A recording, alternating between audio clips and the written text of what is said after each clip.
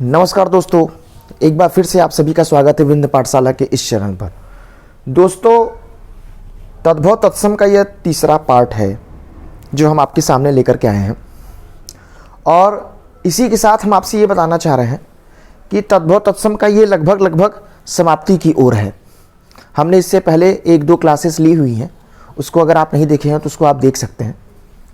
तो हिंदी का यह श्रृंखला चल रहा है और डेली कुछ न कुछ हम हिंदी को लेकर के बना रहे हैं जो हमसे बन पा रहा है। दोस्तों, क्योंकि तद्भव तत्सम की अगर बात करें तो यह बहुत ही महत्वपूर्ण टॉपिक माना जाता है आपके हिंदी का। अब आज तीसरे खंड में हम आपसे बात करेंगे। तद्भव है लहसुन। जो लहसुन होता है वो तद्भव है, लेकिन इसका जो तत्सम होता है उसको बोलते हैं लशुन। जो इसका तत्सम होता है वो होता है लशुन। तद्भव क्या है? लहसुन, और जो तत्सम है वो क्या है? लशुन है। इसी तरीके से अगर बात करें तो तद्भव है लकड़ी। लकड़ी एक तद्भव है। इसको काठ मत समझ लीजिएगा कि इसका तत्सम काठ हो जाएगा। इसका तत्सम है लगुड़। लकड़ी का जो तत्सम है वो क्या है? लगुड़। बहुत ही ज्यादा फेमस क्वेश्चन ये माना जाता है कि लकड़ी का तत्सम क्या है, तो लकड़ी का तत्सम है लगुड़। नेक्स्ट है लेई।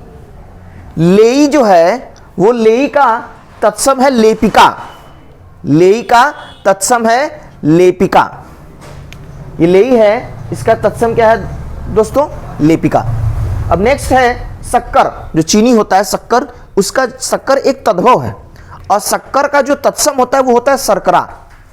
तो शक्कर एक तत्सम वर्ड है, सॉरी शक्कर एक तद्भव वर्ड है। इसका जो तत्सम होता है वो होता है शर्करा। नेक्स्ट लीलार। लीलार मतलब जैसे ललाट, ये जो होता है, ये ललाट जो होता है इसी को बोलते हैं लीलार। एक तद्भव है, इसका तत्सम है ललाट। नेक्स्ट है सिख। जो सिख होते हैं, यह सिख एक तद्भव वर्ड है और इसका जो तत्सम है वो है शिष्य। सिख का जो तत्सम वर्ड है वो है शिष्य। नेक्स्ट बात करें सरसों। सरसों एक तद्भव वर्ड है, लेकिन इसका तत्सम जो है वो है सरसप। वो क्या है? सरसप। नेक्स्ट बात करें सुमिरन। सुमिरन जो है वर्ड, सुमिरन जो है वह स्मरण का तद्भव है। मतलब स्मरण एक तत्सम वर्ड है और सुमिरन इसका तद्भव वर्ड है। अब बात करें सीढ़ी। जो सीढ़ी है उसका, सीढ़ी तो एक तद्भव है, लेकिन जो श्रेणी है, श्रेणी, यह श्रेणी, यह क्या है? श्रेणी तत्सम है। अब बात करें सुहाग। सुहाग एक तद्भव वर्ड है। सुहाग एक तद्भव वर्ड है। सुहाग का तत्सम क्या होगा ये आप हमको कमेंट बॉक्स में लिख करके बता दीजिएगा कि सुहाग का तद्भव क्या होगा। ये क्वेश्चन आया हुआ है कि सुहाग एक तत्सम वर्ड नहीं है, सुहाग एक तद्भव वर्ड है। सुहाग का तत्सम क्या होगा ये आपको कमेंट बॉक्स में लिख करके बताना है दोस्तों। नेक्स्ट अगर बात करें साड़ी। जो साड़ी होता है यह एक तद्भव वर्ड है। साड़ी क्या है? एक तद्भव वर्ड है और इसका जो तत्सम है वो होता है शाटिका। ये क्या है? शाटिका एक तत्सम वर्ड है और साड़ी एक तद्भव वर्ड है। हल्दी। हल्दी का जो तत्सम वर्ड होता है, हल्दी एक तद्भव है। इसका जो तत्सम होता है वो होता है हरिद्रा। वो क्या होता है? हरिद्रा। अब देखिए ये क्वेश्चन कई बार पूछा हुआ है। हाथी को लोग समझते हैं कि संस्कृत वर्ड हाथी का गज होता है और गज को मान लेते हैं कि यह तत्सम है, जबकि हम आपको बताए हैं कि तत्सम वर्ड पूरा का पूरा संस्कृत वर्ड नहीं होते हैं। संस्कृत के कुछ उसमें अंश भले पाए जाते हैं, लेकिन पूरा संस्कृत वो नहीं होते हैं। इसीलिए कह रहे थे कि हाथी का वैसे तो गज होना चाहिए, गज, लेकिन गज होता नहीं है। हाथी का जो तत्सम होता है वो होता है हस्ती। हाथी का जो तत्सम होता है वो होता है हस्ती। ये क्वेश्चन आया हुआ था हाल ही में, आरओ का एग्जाम हुआ था, उसी में पूछा हुआ था कि हाथी का तत्सम क्या होता है, तो हस्ती होता है। नेक्स्ट फोड़ा। अब फोड़ा का तत्सम होता है स्फोट। स्फोट बोलता है, स्फोट हो गया ये फोड़ा। फोड़ा एक तद्भव है, इसका तत्सम होता है स्फोट। फिटकरी की बात करें, देखिए फिटकरी, तो फिटकरी एक तद्भव वर्ड है और स्फटिक जो है वह एक तत्सम वर्ड है, स्फटिक। अब बात करें बजरंग। बजरंग एक तद्भव है, लेकिन इसका जब तत्सम देखेंगे तो महाबली या ये सब चीजें आप नहीं कर सकते। बजरंग का तत्सम होता है वज्रांग, जिसका वज्र जो होता है, अंग जो वज्रांग होता है, अंग वज्र की तरह होता है, वज्रांग। वज्रांग एक तत्सम वर्ड है और बजरंग एक तद्भव वर्ड है। रस्सी, रस्सी का रज्जु होता है, रस्सी एक तद्भव वर्ड है और इसका तत्सम होता है रज्जु। अब बात करें मूछ, जो मूछ होता है वो मूछ, इसको बोलते हैं तद्भव और इसका तत्सम जो होता है वो होता है श्रमश्रु। श्रमश्रु जो होता है यह तत्सम वर्ड है। अब बात करें मच्छर, ये जो मच्छर होता है यह एक तद्भव है। मच्छर का जो तत्सम होता है वो होता है मशक।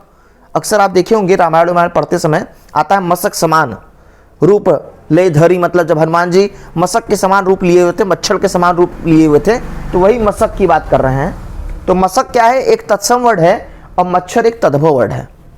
तो अब इसकी बात कर लेते हैं मक्खन। मक्खन एक तद्भव वर्ड है, मक्खन एक तद्भव वर्ड है। मक्खन का तत्सम जो होता है वो मंथज होता है, मक्खन का तत्सम होता है मंथज। देखिए ये सब बोलते हैं लोग, याद करने की चीजें हैं, हम मानते हैं कि याद करने की चीजें हैं, लेकिन अगर इसको एक बार आप पढ़ लेते हैं या कोई एक बार आप उसको पढ़ा लेता है, आप उसको देख लेते हैं बोर्ड पर लिखा हुआ, तो चीजें थोड़ा आसान हो जाती हैं। तो इससे पहले के जो हमने तत्सम तद्भव पढ़ाए हुए थे, पार्ट 1 और पार्ट 2 की बात करें, उसको अगर आप बार बार रिपीट करेंगे तो चीजें हमें लगता है क्लियर होंगी, और काफी कुछ हमने क्लियर किए हुए हमें लगता है। नहीं कुछ तो मान के चलिए ये 100-150 तक तो हम तत्सम तद्भव देख ही चुके हैं। अब बात करें बत्ती। बत्ती एक तद्भव है। इसके बाद होता है वर्तिका। बत्ती का तत्सम होता है वर्तिका। बत्ती का तत्सम क्या होता है, वर्तिका। अब बात करें बकरा। बकरा एक तद्भव वर्ड है और बकरा का जो तत्सम होता है उसको बोलते हैं बरकर। बकरा का जो तत्सम होता है वो क्या होता है, बरकर। ठीक है। अब जैसे देखिए इसमें देखिए भांग, ये लिखा हुआ है भांग। भांग का तत्सम होता है भृंगी। भांग एक तद्भव वर्ड है भांग, लेकिन इसका जो तत्सम होता है उसको बोलते हैं भृंगी।